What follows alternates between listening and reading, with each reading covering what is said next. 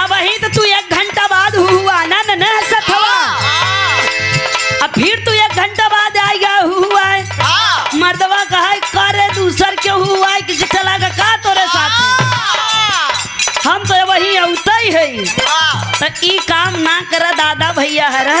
बैठ के सुन ला। हाँ कि मेहरारू का नींद खराब हो और पड़ोसी मजा। मान ले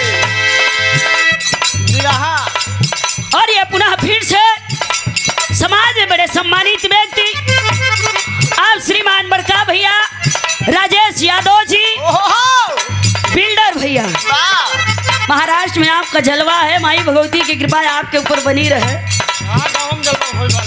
और गांव में भी जलवा होने वाला है। दिन दुगना रात चौगुना आप तरक्की करें। भैया की ओर से राजेश यादव बिल्डर भैया की ओर से पुनः 501 रुपए का आशीर्वाद है। कोनो दुल्हन के दुल्हा बड़ा नीक है। हाँ मान लो जैसे राजेश भैया हैं पैंट शर्ट पहने पान खाए टी भाट टाइट हैं। अच्छा पहले के माही रे बेगर देखन बियाह कई देते रहे। पुराने जमाने में हमारे बाबा बतावें बाबू बतावें कि लाठी से नाप को बियाह हो। अरे वाह गोदी से सही है ना। अब तो वीडियो कॉल से बियाह होता है। बाहरे जमाना दुल्हनिया जितना नीक दुल्हवा रहा उतना नीक दुल्हिया रहल। आई आंधर देखत रहे उतना ही नीक रहा। दुल्हनिया देखा ससुरे से लौट के मायके आवा था तो अपने सखी सहेलिन से बढ़ ही करा था। कहा था क्या कहती है कहना है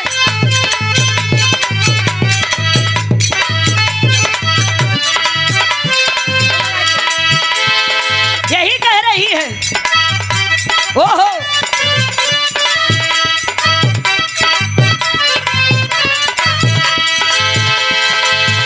हमारे बलमुआ के एक ही बना सवा हो।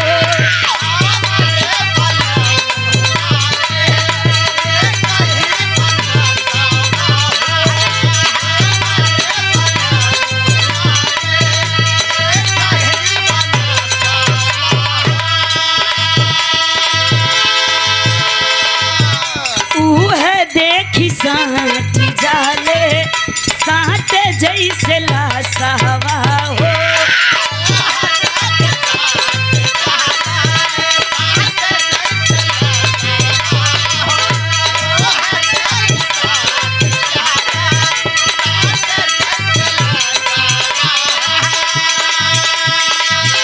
हमारे बलमुआ के एक ही बना सवा हो। है देखी साथी जाले साथ जैसे लसवा हो। लिपस्टिक हमार फेल होला उनके आगे सखी।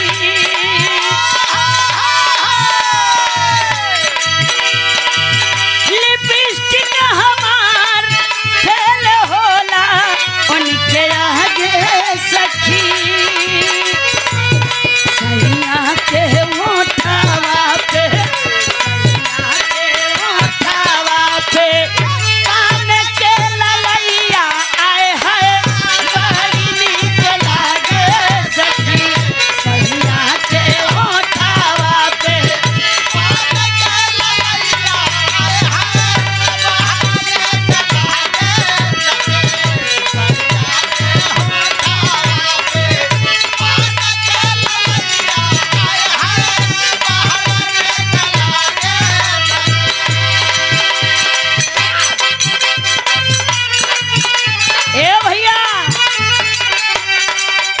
देखा एक लाइन इधर से फिर नहीं की है। आजकल सोशल मीडिया के जमाना है। 5G 4G है। लइकन के नौजवान के हाथे में मोबाइल है। कोनो लइका रहा नौजवान ओके रोग हो गया। रोग प्यार वाला और जो घरे अपने बाबू से पूछे लोग बतावत ही कि प्यार एक ऐसी बीमारी है जेके सल्फाज खाए की जरूरत हमें नहीं पड़े। लड़का कोनो लड़की से प्यार कैल है तो रात दिन वीडियो कॉल बतियाता है। कहना है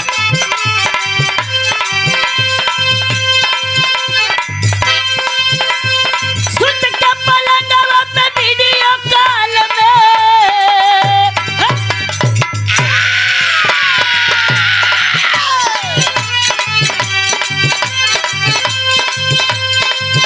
अरे सुत के पलंगवा पे वीडियो कॉल में लागल रहेले।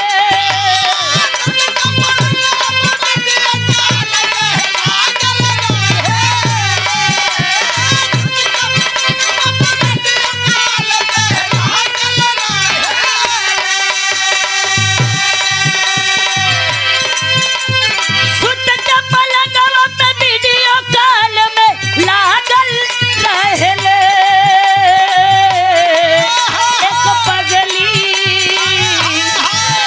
एक पगली हमारा प्यार में पागल रहेले। एक पगली हमारा प्यार में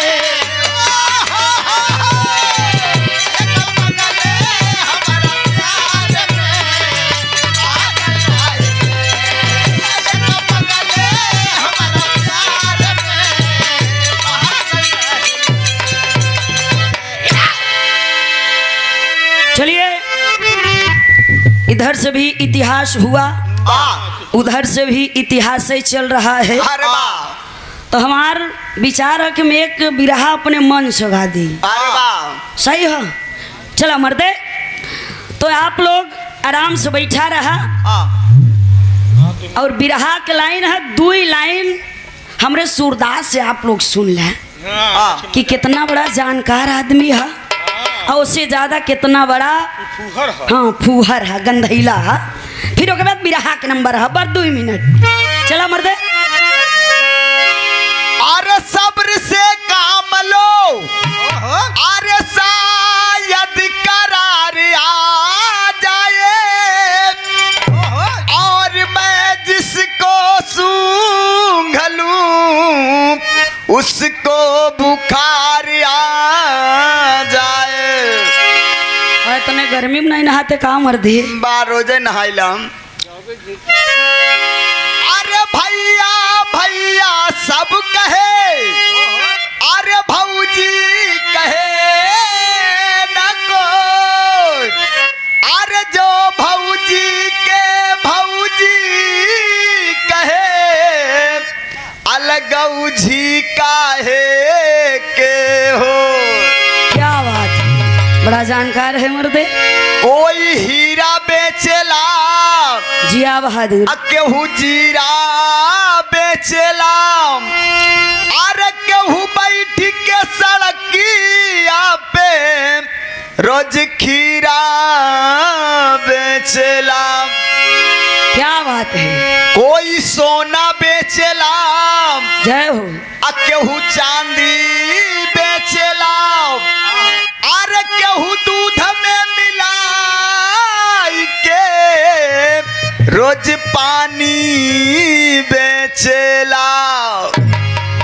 हमारे जब यादव जी दूधे में अपने पानी मिलावो थी तो ये बैठ के देखा था। वाह हम टंकी रोज बंधवाइला। कट।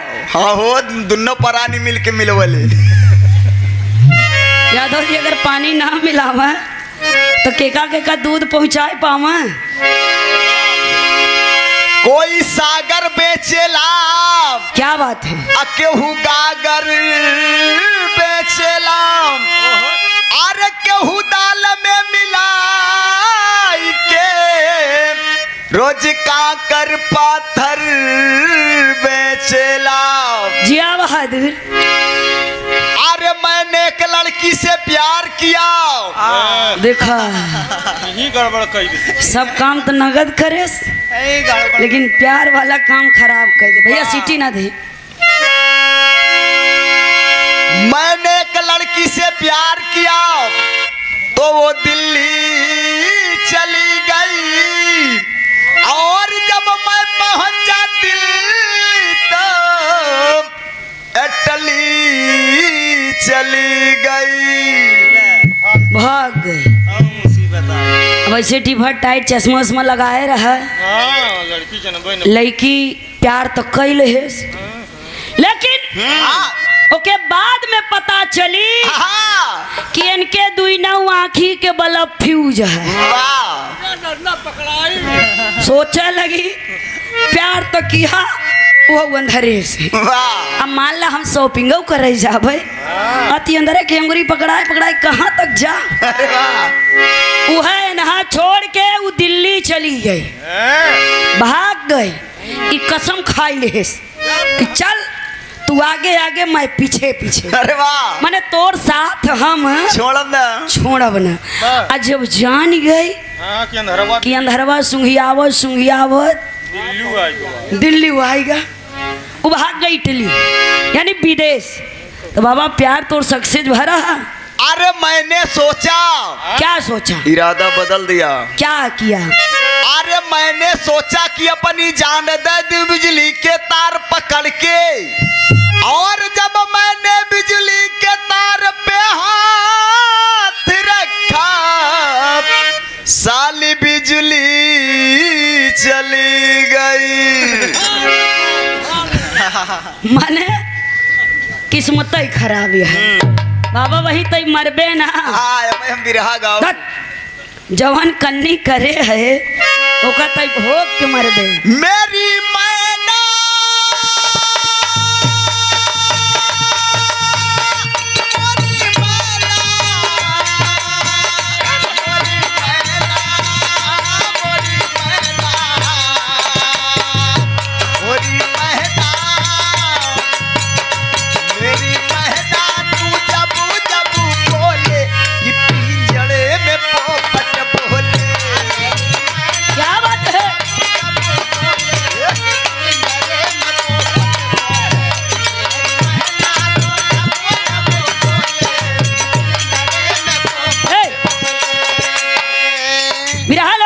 सुंदर कलाकार बड़का भैया घनश्याम यादव जी, जो कि सांस्कृतिक प्रकोष्ठ के आप प्रदेश सचिव हैं। जौनपुर के धरती से इस सूरदास के बात पे ये 50 रुपए का आशीर्वाद दिया है। बाबा मेहनत करत है, अब आज से नवरत्नों लगा कहीं ना कहीं कार्यक्रम चलता ही रहे तो देत हैं तो का बदे कि सवेरे दूध पिए। वाह हम तुरंती ले। तुरंती का है रे? दारू दारू पीवे। और ये हमारे बिल्डर भैया आप श्रीमान बड़का भैया राजेश कुमार यादव जी बिल्डर साहब महाराष्ट्र से जो आप बिरहा सुनने आए हैं, आपकी ओर से ही सूरदास के बाद पे 501 रुपए का सम्मान तो पूरे खंभा के दाम दे दिए। पैसा न दे ही अगर दारू पीवे तो। वही के नगरी के हवाई इनकर बरेठी के धरती से आप श्रीमान बड़का भैया नन्हे यादव जी भैया की ओर से, नन्हे यादव जी भैया की ओर से 201 रुपया का आशीर्वाद। चखना का पैसा हो।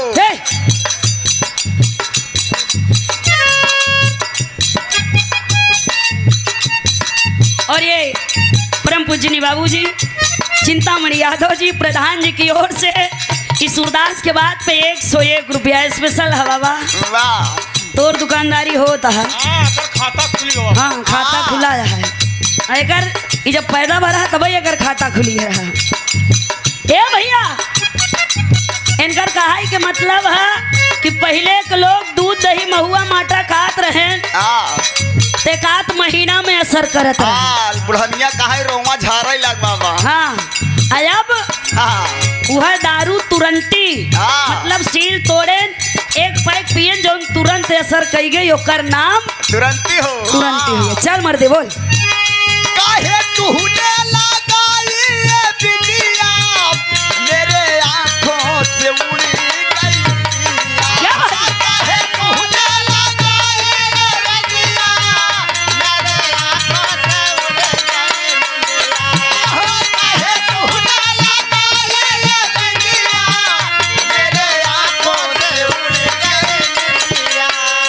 मैंने दरवाजे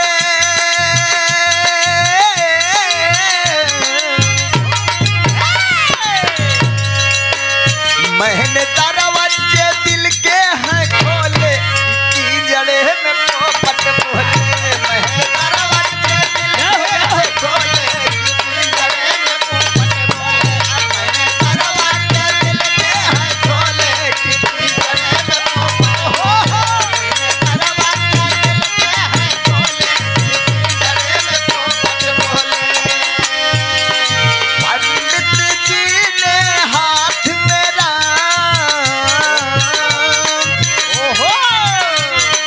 पंडित जी ने हाथ मेरा देखा था निकाल क्या बात है? हाथ मेरा देखा था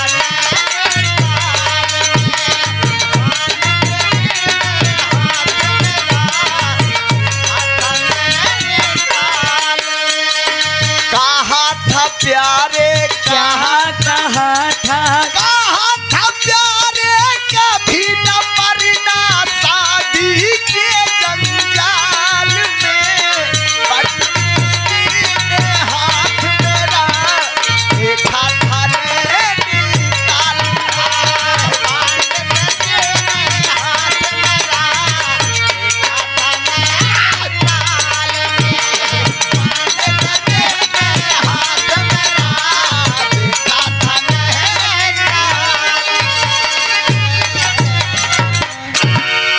आप श्रीमान बड़का भैया संदीप यादव जी ये बात को सूरदास के बात पे 101 रुपया वाह भैया के प्रणाम। पंडित जी की बात मान ले कि ब्याह ना करे बाबा, ब्याह बवाल है वही कसम खाए ले हाँ रणुआ रहो कि हम ब्याह न करब रणुआ रहा ना। आई वास्तव में रणुआ है। यही रहबो करो और ये बड़का भैया बड़ा सम्मान मिला वीरेंद्र कुमार यादव जी अरे वाह बीडीसी क्षेत्र पंचायत सदस्य हाँ ये जाना तो है कहे बदे कि एकर मऊ जिला पंचायती लड़ी रही एकर काकी एक साल प्रधानी लड़ी रही और जीती रही ऐसे जाना तो है भले इनके आँखी दोनों वाला फ्यूज है प्रधान जी लेकिन जानकार बहुत है। आई नस पकड़ ले थ गवई इनके हाँ नोटो एक महक नोटो ये का महकत वाह अक्सर हिरन की नोट ज्यादा हे। हाँ वो वीरेंद्र कुमार यादव जी बीडीसी भैया की ओर से 101 रुपया भैया के प्रणाम सब भैयन के प्रणाम है। चलिए एक छोट से बिरहा हमरे तरफ से पुनः एक अनोखी कहानी। अरे वाह कभी कभी दिल और दिमाग दोनों आपस में सवाल करते हैं। लोगों ने कहा पैसा भाई और ले ला